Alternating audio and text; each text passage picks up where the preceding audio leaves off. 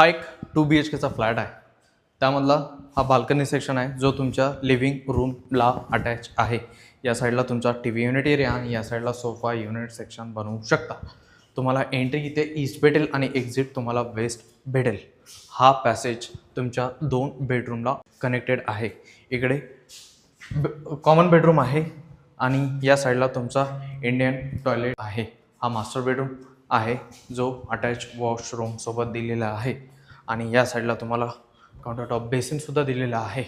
या फ्लॅटमध्ये टाईल्स दिलेले आहेत, फॉल सिलिंग दिलेला आहे.